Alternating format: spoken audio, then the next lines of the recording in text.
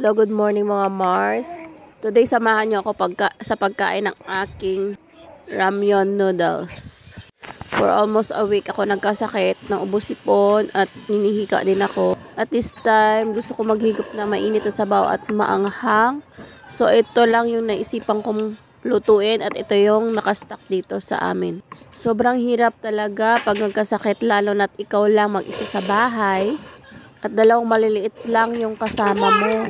At syempre, nag-aaral pa yung isa. Kailangan mo asikasuhin. Gigising ka na maaga.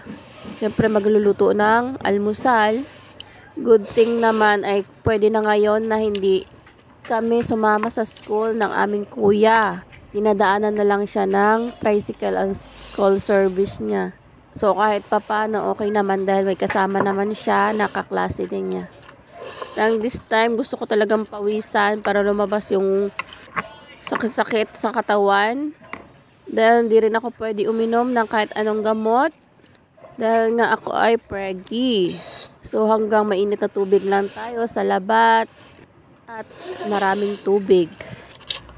At this time guys ay sobrang pinapawisan na ako. Dahil okay na aking pakiramdam. Lumabas na mga pawis ko. Kahit papano nakakaginhawa ng kaunti. Dahil nga, kaunting kilos ko lang ay hinihingal na ako. Ngayon, ayan ay mga pawis ko, diba? That time ay nasa school lang aming kuya at ang aking babying isa ay napatulog ko na, kumain na rin siya. Kasi nga ang aga namin nagising, so natulog siya ulit. So ito guys, upaubos na. Kailangan ko ubusin to para pawisan na ako ng todo.